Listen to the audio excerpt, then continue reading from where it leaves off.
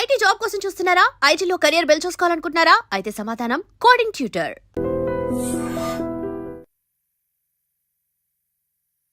Hi guys, welcome to I dream. నేను మీ Chanakya. Guys, present India and America మధ్యలో జరుగుతూ ఉన్న ఈ హై టెన్షన్స్ మధ్యలో అండ్ అక్కడ నివసిస్తున్న వాళ్ళు, లేకపోతే H1B వీసాకి సంబంధించిన కానీ అండ్ ఇలాంటి వాటికి సంబంధించి ఎవరైనా కానీ ఇప్పుడు ట్రావెల్ చేయాలనుకుంటే అలా అక్కడున్న స్టూడెంట్స్ వాళ్ళ మీదకైనా కానీ సో ఏమన్నా ఇబ్బందులు ఏమన్నా తలెత్తుతాయా? ఇలాంటి విషయాలన్నిటి గురించి కూడా మనతో పాటు మాట్లాడడానికి హైకోర్టు న్యాయవాది, ఇమిగ్రేషన్ లాయర్ అయిన పృథ్వీ గారు ఇప్పుడు మనతో పాటు ఉన్నారు. మరి సార్తో మాట్లాడదాం.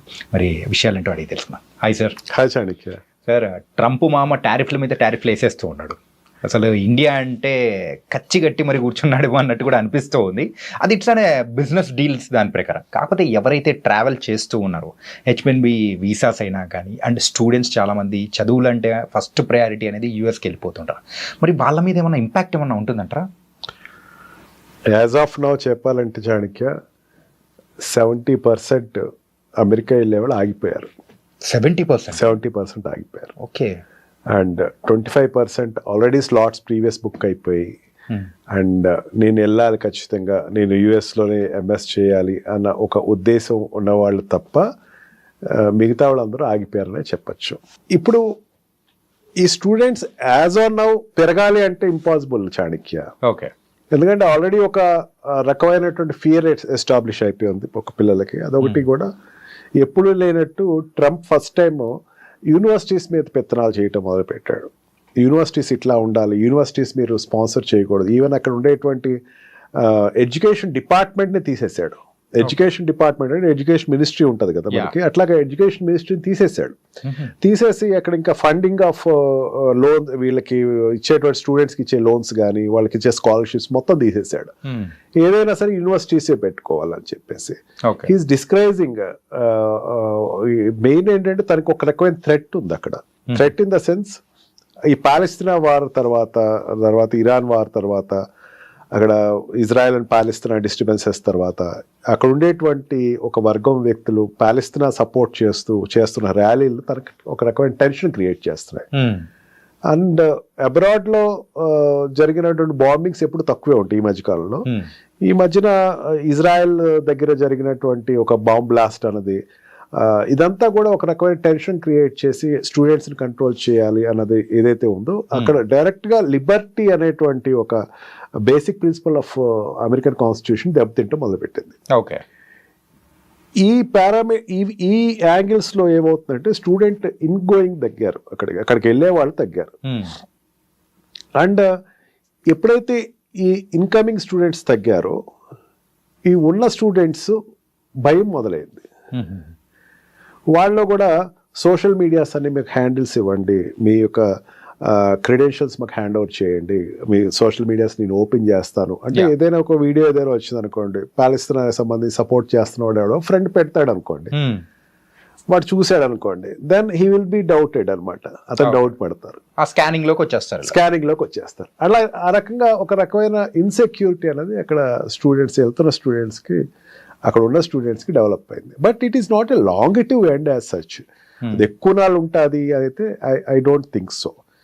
ఇంతకన్నా వర్స్ సిచ్యుయేషన్స్ చాలా వచ్చినాయి యుఎస్లో. It is one of the situation where the students must be little brave and వాళ్ళు వెళ్ళినటువంటి ఎడ్యుకేషన్ అన్నది అక్కడ తర్వాత కంటిన్యూ అవ్వాలంటే దే హ్యావ్ టు. సార్, ప్రీవియస్గా ఉన్న సిచ్యువేషన్స్ వరకు అయితే ఇండియా అండ్ అమెరికా అనేది కూడా ఒక ఫ్రెండ్లీ నేషన్స్గా ఉన్నాయి. కాకపోతే ఇంత హై టెన్షన్స్ అనేది కూడా ఈ మధ్యకాలంలో ఎప్పుడూ చూడలేదు. కానీ స్టూడెంట్స్ వెళ్ళే వాళ్ళ డ్రాప్ కానీ అక్కడ ఉన్న కంపెనీస్లో వర్క్ చేస్తున్న ఎవరైతే ఉన్నారో ఎంప్లాయీస్ కానీ వాళ్ళ మీద కూడా ఈ బర్డన్ పడే అవకాశాలు ఉంటాయని కూడా భయపడుతూ ఉన్నారు. మరి వాళ్ళకి సంబంధించి మీరేం చెప్తారు? చాణక్య, ఒకటి మనం ఆలోచించాల్సింది ఏంటంటే it is not a communist country or socialistic country. Okay. అక్కడ ప్రైవేట్ కంపెనీస్ని గవర్నమెంట్ కెనాట్ డిక్టేట్ టర్మ్స్, ఇట్లా చేయాలి. ఓకే. యాపిల్ లాంటి ఒక చిన్న కంపెనీ నీకు ప్రొడక్షన్ ఇండియాలో ఆపేయమంటే నేను ఆపనని చెప్పింది. ఏం చేయలేకపోయాడు. ఓకే. మహా అయితే ట్యాక్స్ పెంచుతావు, ఎంత పెంచుకోవాలి అంటే అక్కడ ఉండేటువంటి industrialist are very powerful. Okay. వాళ్ళని ఎవరు కంట్రోల్ చేయలేరు. ఎంతమంది ఎంప్లాయీస్ కావాలి, ఎట్లా కావాలి అనేది వాళ్ళ ఇష్టం. అది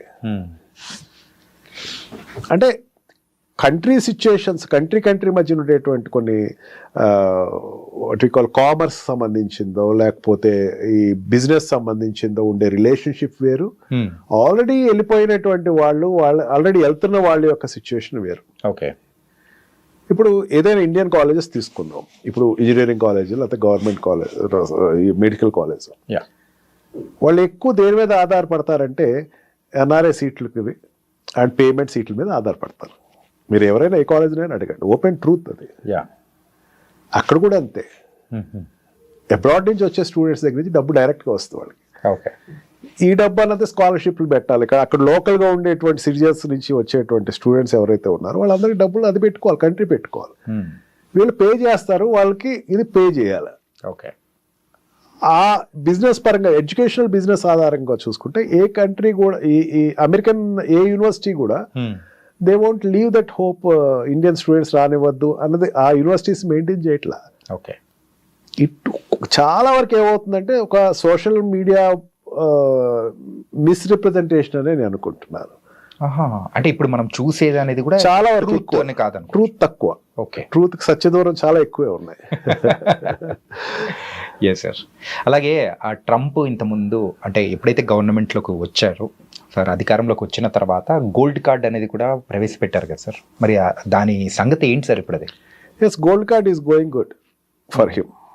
ఇండియా నుంచే ఎక్కువ గోల్డ్ కార్డ్స్ పర్చేసింగ్ జరిగినాయి అని చెప్పేసి అన్నాడు.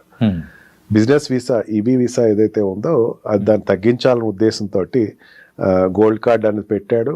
ఇంత అమౌంట్ మాకు కట్టండి, మీరు ఇక్కడ ఉండొచ్చు అని చెప్పేసి అన్నాడు. And partially he got succeeded. అంటే it is not overnight జరిగేది కాదు, ఓపెనింగ్ అయితే చాలా బాగానే వచ్చింది. ఇండియా నుంచి కూడా చాలా గోల్డ్ కార్డ్స్ అయితే పర్చేసింగ్ జరిగినాయి. గోల్డ్ కార్డ్ తీసుకున్నవాడు అక్కడ they can stay for ever, business చేసుకోవచ్చు, వాళ్ళు టర్న్ ఓవర్స్ చేసుకోవచ్చు. 10 crores రేషియో ఏదో ఉంది, 10 crores రేషియో ఉంటే they can do business there. You have to pay there to the government pay చేసుకుని నువ్వు బిజినెస్ స్టార్ట్ చేసుకోవచ్చు డైరెక్ట్గా. అంతేకాని దానికోసం వేరే వీసాలు అప్లై చేయటం, దాని గురించి వెయిట్ చేయటం ఇవన్నీ లేదు అని చెప్పేసి అన్నాడు. సెకండ్ టైం ప్రీవియస్ ఒకసారి ఇంట్రడ్యూస్ అయిన తర్వాత ఇది మళ్ళీ చాలా నాళ్ళ తర్వాత మళ్ళీ గోల్డ్ కార్డ్ ఇంట్రడ్యూస్ అవుతుంది. బిజినెస్ వైజ్గా ఇట్ ఈస్ గోయింగ్ అప్. అదే చాణక్య నేను చెప్తుంది అదే. వాట్ యు ఆస్క్ ప్రీవియస్లీ, ఇండియాకి అక్కడికి యుఎస్కి ఉండే రిలేషన్స్ స్ట్రెయిన్ అయినాయి కదా. రిలేషన్స్ ఏం స్ట్రెయిన్ అవ్వలేదు చాణక్య. తన అడుగుతున్నది ఏంటంటే బ్రిక్స్ లో ఉండేటువంటి కంట్రీస్, బ్రిక్స్ కంట్రీస్ అంటే what we call this India, China, South Africa, Brazil, Russia, India, China, ఇవన్నీ కలిసి ఒక సౌత్ ఆఫ్రికా, ఇవన్నీ కలిసి ఒక కొత్త కరెన్సీని ప్లాన్ చేస్తున్నాయి అండ్ డాలర్ను పక్కన పెడుతున్నాయి. అక్కడ ట్రంపే కాదు, ట్రంప్ కాకుండా ఇంకోటి ఉన్నా సరే అదే చేస్తారేమో నా ఉద్దేశంలో. Okay, because is it competition for their country. ఎంతమంది ఉన్నారు పాపులేషను? ఈ బ్రిక్స్ సంబంధించినటువంటి ఈ బ్రిక్స్ కంట్రీకి ఉన్నటువంటి పాపులేషన్ అంటే Russia, China, India and Brazil, south ఆఫ్రికాలో ఎంతమంది ఉన్నారు అనుకున్నారు? 65% ఆఫ్ పబ్లిక్ ఉన్నారు. 65% of population in the world అక్కడ ఉన్నారు. అక్కడ ఈ 5 countries లో కంట్రీ ఇన్ఫ్లుయెన్స్ చేయదగ్గది 65% కానీ ఉన్నారు. అంటే అది పెద్ద రేషియో కదా, చాలా పెద్ద రేషియో సార్. ఇది వస్తే గనక డాలర్ యొక్క విలువ తగ్గిపోతుంది అని ఒక భయం అన్నది ఆ కంట్రీకి ఎక్స్ప్రెస్ చేశాడు. బ్రిక్స్ డిస్కరేజ్ చేయాలి. ట్రంప్ దగ్గరే కాదు అది, అంతకు ముందు ఉన్నటువంటి బైడెన్ కానీ, అంతకు ముందు ఉన్నటువంటి వాట్ వి కాల్ ప్రెసిడెంట్స్ ఎవరైనా సరే, బైడెన్ కావచ్చు, అంతకు ముందు ఉన్నటువంటి వాళ్ళే ఎవరైనా సరే దీన్ని డిస్కరేజ్ చేశారు. ఎందుకు డిస్కరేజ్ చేశారంటే బ్రిక్స్ వస్తే వాళ్ళ వ్యాపారాలు జరగవు. ఓకే, ఈ సిచ్యుయేషన్లో ఏమైంది, ఇండియా మీద ఇప్పటి వరకు లేదు, మొన్నటి వరకు లేదు. పాకిస్తాన్ ఈవెన్ సింధూర్ వార్ జరిగినప్పుడు కూడా సిచ్యుయేషన్స్ ఆర్ గుడ్. మెయిన్ మనం క్రూడ్ తెచ్చుకుంటున్నాం అక్కడి నుంచి, రష్యా నుంచి డైరెక్ట్గా క్రూడ్ తెచ్చుకుంటున్నాం, తక్కువ రేటు తెచ్చుకుంటున్నాం.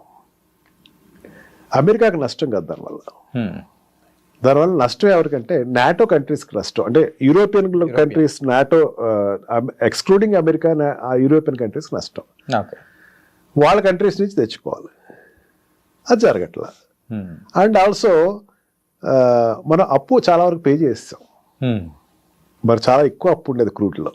అందుకే సౌదీ కంట్రీస్ని మనం పెద్దంత ఖాదరు చేయకపోవడం కారణం అది. ఓకే, మనం చాలా వరకు అప్పు పే చేస్తాం. ఇదివరకు చాలా అప్పు ఎక్కువ ఉండేది, మనకి పే బ్యాక్ ఎక్కువ చేసాం మనం. అండ్ వాళ్ళ కాన్ఫిడెన్స్ కూడా ఇది పే చేసేస్తారు అని. రష్యా నుంచి ఎక్కువ తీసుకుంటున్నాం మనం, తక్కువ రేటుకి ఎక్కువ తీసుకుంటున్నాం. మిగతా కంట్రీస్కి దానికి దగ్గర దగ్గర $2 బిలియన్ ఎంతో మనకి డిఫరెన్స్ అనేది కూడా డిఫరెన్స్ ఎక్కువ లాభం అనేది వస్తుంది.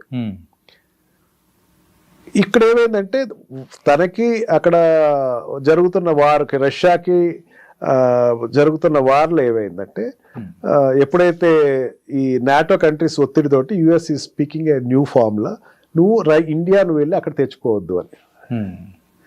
కానీ అమెరికా అక్కడ ఉండేటువంటి రష్యాలో ఉండే కార్లు తెప్పించుకుంటుంది, ఎలక్ట్రానిక్ గూడ్స్ తెప్పించుకుంటుంది, కానీ నువ్వు మాత్రం వెళ్ళి తెచ్చుకోవద్దు అనేసరికి దీనికి India is so stubborn. Okay, మా కంట్రీకి నువ్వెవరు చెప్పడానికి? మా కంట్రీకి చెప్పాల్సినటువంటి నీకు సంబంధం లేదు కదా. అండ్ నాటో కంట్రీస్కి అయితే గట్టి వార్నింగ్ ఇచ్చాడు నిన్న ప్రైమ్ మినిస్టర్. అసలు మీకు నాకు సంబంధం ఏంటి? అసలు మీరు ఎక్కడెక్కడ వ్యాపారం చేసుకుంటారు మేము అడిగాము ఎప్పుడైనా సరే. ఉక్రెయిన్ వార్కి మీకు సంబంధించింది, ఉక్రెయిన్ వార్కి మాకు సంబంధం నాటోకి సంబంధించింది. We are not the members of NATO. Right, నాటోలో మీ మెంబర్స్ కాదే అని చెప్పి చాలా గట్టి సమాధానం అయితే చెప్పడం జరిగింది. And India is very stubborn. చాలా తర్వాత ఇండియా చాలా స్టబన్ నిర్ణయం తీసుకుంది, ఎటు పక్కన వంగకుండా. బికాజ్ మన రష్యాతో ఉండేటువంటి రిలేషన్షిప్ ఎక్కువ. మనం ఈ రోజున 70% వాట్ వి కాల్ ఎయిర్ క్రాఫ్ట్స్ ఏదైతే ఉన్నాయో, డిఫెన్స్ ఎయిర్ క్రాఫ్ట్, దాని మీద ఆధారపడి ఉన్నాయి. ఇప్పటికీ ఇక్కడ రీసెర్చ్ జరుగుతున్నాయి. They are supporting us. And Russia మన పక్కన ఉంటే చైనా మన కంట్రోల్లో ఉంటుంది. అది మర్చిపోద్దు మనం. చైనా కొంచెం ఏదైనా ఎదురు తిరుగుతుంది అన్నది ఏదైనా ఉంటే Russia will control that. Situation control చేస్తుంది. అందులో that's why Modi is going to China very soon. It is one of the good indication. China తోటి ఎప్పుడు మనం యుద్ధం పెద్దగా పెట్టుకోకూడదు, ఎందుకంటే పెద్ద కంట్రీ కాబట్టి. ఈ రెండు కంట్రీస్ సపోర్ట్ ఇచ్చినంతసేపు అది ప్రాబ్లం ఏం కాదు మనకి. ఈ అక్కస్తోటి ఏమైందంటే ఒకసారి 50% టారిఫ్ పెంచింది. కొన్ని sectors there is loss, but కొన్ని సెక్టర్స్ ఆక్వా ఫీల్డ్ లాస్ వస్తుంది. గోదావరి జిల్లాలకు ఉండేటువంటి ఆక్వా ఫీల్డ్ ఎక్కువ, వాళ్ళ ఆక్వా ఫీల్డ్ మీద ఆధారపడతారు, వాళ్ళకి కొంచెం లాస్ వస్తుంది. అండ్ టెక్స్టైల్ ఇండస్ట్రీస్ కొన్ని లాస్ అవుతున్నాయి. అండ్ ఫార్మా ఇండస్ట్రీస్, మెయిన్గా ఫార్మా ఇండస్ట్రీ మనకి ఇక్కడ ఉండేటువంటి మోడీ డ్రగ్స్ ఏదైతే ఉన్నాయో ఎక్కువ అక్కడ సేల్ ఉంటుంది, వాటికి కొంచెం ఉంటుంది. బట్ ఫార్మాకు అయితే తన లిబర్టీ ఇచ్చాడు. దీంట్లోంచి ఈ 50% ఫార్మా తీసేస్తున్నారు, ఎందుకంటే వాళ్ళకి అవసరం. ఓకే, తనకి ఏదైతే అవసరం అదే ఎక్కువ నాళ్ళు ఇది ఉంటుంది అని అయితే నేను అనుకోవట్లేదు. ఎందుకంటే కంట్రీ లాస్ వాళ్ళకి, మనకన్నా లాస్ వాళ్ళకి ఎక్కువ ఉంటుంది. ఓకే, అండ్ డైమండ్స్కి సంబంధించినటువంటివి కొన్ని సెక్టర్స్ అయితే ఇట్ క్లియర్లీ కొంచెం లాస్ అయితే ఉంటుంది. This is called commerce. Relationship is different. ఈ రోజున మనం పాకిస్తాన్ తోటి యుద్ధానికి వెళ్తే అమెరికా భారతదేశానికి సపోర్ట్ ఇచ్చే పరిస్థితి ఉంది. And also for any other activities America ఇండియాకి సపోర్ట్ ఇస్తే ఆ ప్రాబ్లం ఏం లేదు. Commerce is difference. ఓకే, వ్యాపారమే. అందుకే దానికి దీనికి సంబంధం పెట్టక్కల. And the students and the employees which are existed there in America, నేనైతే చాలా వెరిఫికేషన్ అయితే చేసుకుంటా ఉంటాను. మీరు చెప్తే నమ్మొచ్చానికే రోజుకి ఒక 5-6 నా క్లయింట్స్ వెరిఫై చేసుకుంటాను అబ్రాడ్లో, యూఎస్లో ఉన్న సిచ్యువేషన్ అట్లా ఎక్కడేం లేదు అసలు అంటారు వాళ్ళు. They are very cool. Students also very cool. మన ఐడ్రీమ్ ద్వారా చెప్తున్న parents of students, don't get worried, your children are safe. They will be the safest people because they are in liberal country, not communist country or socialistic countries. Nice sir. ఏంటంటే అక్కడికి వెళ్ళిన తర్వాత parents ఇక్కడ ఉన్న వాళ్ళు చాలా వరకు భయపడుతూ ఉంటారు. అరే ఈ పేపర్లో ఇన్ని రాస్తూ ఉన్నారు, అసలు వీడియోస్ ఏమో ఇన్ని వస్తూ ఉన్నాయి, అరే ఇన్ని టారిఫ్లు వేస్తున్నాడు, ఈరోజు ఇలా ఉందంటే రేపు శత్రు దేశంగా చెప్తాడేమో, ఇలా చాలా మిస్కన్సెప్షన్స్ అనేది కూడా ఉన్నాయి. దానికి మాత్రం you are the perfect person to say that answer. And చాలా చక్కగా చెప్పారు sir. So thank you so much sir. Thank you. నిజంగా ప్రస్తుతం ఉన్నటువంటి సమాజం దేనికి ప్రయారిటీ ఇస్తుంది? ఆర్థిక సంబంధాల చుట్టూ మాత్రమే తిరుగుతోంది. మళ్ళీ ఎన్నికలంగానే చాలా విరక్తి కలుగుతాం. మంచి అనిపిస్తుంది కదా, లేడీస్ కూడా ఛాలెంజింగ్ జాబ్స్ చేసినప్పుడు చాలా బాగుంటది. ట్రాఫిక్ అసిస్టెంట్స్ గా నియమించిన ట్రాన్స్జెండర్స్ అందరితో సాల్యూట్ చేయించుకుంటున్నారు. ఫుడ్ డెలివరీ ఇవ్వటానికి వెళ్ళినటువంటి డెలివరీ బాయ్ అనిల్ పై కళ్ళ ముందు